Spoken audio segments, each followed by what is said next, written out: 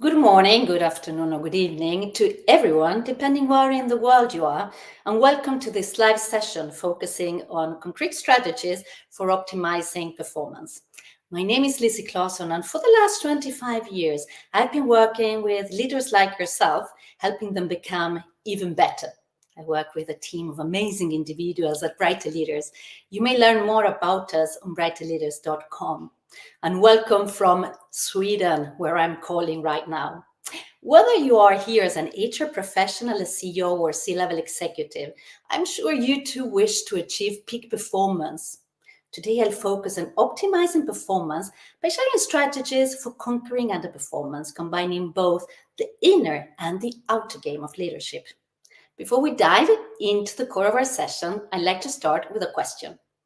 What do you believe is the most common cause of underperformance in your organization? Feel free to share your thoughts in the chat. Underperformance can stem from various factors, including lack of clarity in role expectations, insufficient feedback, and inadequate skills or resources. According to Gallup's report, State of the Global Workplace, from last year, only 23% of global employees are engaged, meaning 77% are either not engaged or actively disengaged. Additionally, 52% of employees in the USA and Canada report experiencing high levels of stress, which significantly impacts their performance. Let me share a quick story with you. I once worked with a company where the sales team was consistently underperforming. Upon closer examination, it was clear that the issue wasn't lack of effort, but rather a disconnect between the team and their leader. The leader was highly skilled, but lacked the ability to communicate effectively and help the team thrive. Through targeted coaching, we were able to transform not only the leader's approach, but also the team's performance. Within 6 months, employee satisfaction increased and their sales numbers improved by 30%. This transformation was possible by focusing on both the inner and the outer game. The inner game involves the mental and emotional aspects of leadership, self-awareness, mindset, resilience, emotional intelligence. The outer game involves the external actions, skills, behaviors, and strategies used to lead effectively. Here are a few interesting facts. Companies that invest in leadership development outperform their competitors by 15% and are 1.7 times more likely to be innovative. A Gallup study found that managers account for at least 70% of the variance in employee engagement scores across business units. According to a survey by Brandon Hall Group, 58% of organizations' top priority is closing leadership skill gaps. Thanks to latest neuroscience findings, we now know of the brain's ability to reorganize itself by forming new neural connections called neuroplasticity, which makes completely obsolete the old saying, old dogs can't learn new tricks. Let me share a personal story. I love water. And my latest activity that I started 2 years ago is wing foil. For those of you who don't know what that is, it's a water sport that combines elements of windsurfing, kite surfing, and hydrofoiling. Unlike windsurfing, windfoiling doesn't use a mast. Instead, we hold a hand-led inflatable wing, which is independent from the board. The board itself has a hydrofoil attached underneath, which lifts the board above the water as you gain speed, giving the sensation of flying over the water. I met a woman in her 70s that, just like me, had just started wingfoiling, and she was really good. Imagine what could happen in your teams with a similar attitude and openness to try new things. Leaders can leverage this by fostering a growth mindset, encouraging continuous learning and adaptation by providing opportunities for professional development, such as coaching sessions, facilitated workshops, or training programs that are customized to your specific needs. I once worked with a tech company that faced rapid industry changes requiring constant upskilling. The CEO implemented a growth mindset initiative offering monthly workshops for leaders and employees and regular coaching sessions for leaders. Within a year, the company's innovation rate had doubled and employee engagement scores increased significantly. I'd like to ask you to reflect on what personal development opportunities have been most impactful for you and your team, and how did they contribute to foster a growth mindset and improving performance?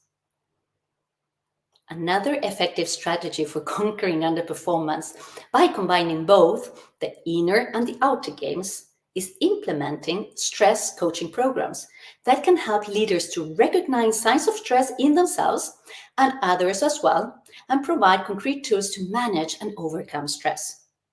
Neuroscience research shows that chronic stress can lead to structural changes in the brain, particularly in the prefrontal cortex, the area of the brain responsible for decision making, memory, and learning, as well as the hippocampus, responsible for emotional regulation, and increase the size of the amygdala, which is involved in fear and anxiety. This underscores the importance of stress management in maintaining high performance. Implementing stress coaching programs can mitigate these effects. A study published in the journal Natural Reviews Neuroscience found that stress management techniques such as mindfulness and cognitive behavioral strategies can increase gray matter in the prefrontal cortex and enhance neuroplasticity, thereby improving cognitive functions and emotional resilience. And this reminds me of a client I work with, a senior executive at a large company who was experiencing high levels of stress due to the demanding natures of his job. He often felt overwhelmed and noticed a decline in his decision-making abilities and emotional control. We began a comprehensive coaching program that included cognitive behavioral changes, working with awareness, emotion management, and mental well-being. Over a few months, he learned to recognize his stress triggers and apply techniques to manage them effectively. Our AYA tool, and that stands for Awareness, Intention, Action, helped him stay calm and focused during high-pressure situations. Cognitive behavioral strategies allowed him to reframe negative thoughts and reduce anxiety. As a result, he not only reported a significant reduction in his stress levels, but also saw improvements in his cognitive functions. His decision making became sharper, and he was able to regulate his emotions better, leading to a more effective leadership. His overall performance improved, and he felt more balanced and resilient in both his professional and personal life. How do you currently manage stress in your role? And what techniques or practices have you found most effective in maintaining your cognitive and emotional well-being? The last strategy I'd like to share with you today is how to build resilience through coaching.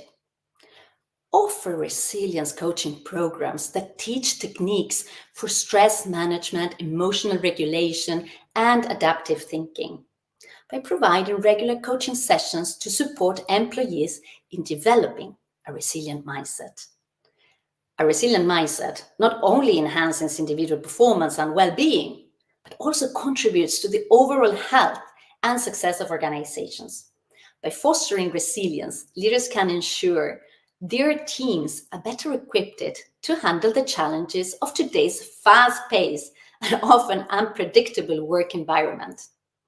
In a retail company undergoing significant restructuring, I work with the leadership to implement resilience training through coaching and workshops. We also set up a peer support system where employees could share experiences and coping strategies. This approach helped the company navigate the challenges smoothly with minimal disruption to productivity and morale. Mental resilience allowed leaders to bounce back from setbacks and maintain a positive outlook by developing mental toughness and the ability to navigate challenging times with a clear, focused mind. Overall, the strategies aim to reduce workplace stress, improve productivity, and foster a resilient and adaptive team, ready to face the future challenges with confidence. If you're inspired to elevate your performance and want to learn how these strategies can be tailored to your specific situations, follow Brighter Leaders page on LinkedIn and stay tuned for more insights. You may also get in touch with me for an exploratory call. The purpose of this call is to understand your specific challenges and share my experiences. The primary goal is to provide value without any obligation or pressure to go beyond that one call. I hope your experience with this session is that you have invested your time wisely, that you feel inspired, and that the reflection questions I ask will give you some insights that will lead to some new actions. In other words, I hope I have achieved my goal of giving you value. And because I love giving value, I'd like to offer you a free download of our book, 7 Common Mistakes That Companies Make While Contracting Coaching Services. Or you can choose to have a free download of 7 actionable strategies to manage underperformance, all with concrete cases, real life cases and examples. Or you might choose to download the first 2 chapters of my latest book that's hit number 1 on Amazon, From Suffering to Surfing. The first 2 chapters are about trusting your intuition and challenging your limits, not limiting your challenges. So I hope you had a beautiful time as I did. Thank you for being here with me today and looking forward to see you again in 2 weeks. Have a beautiful day.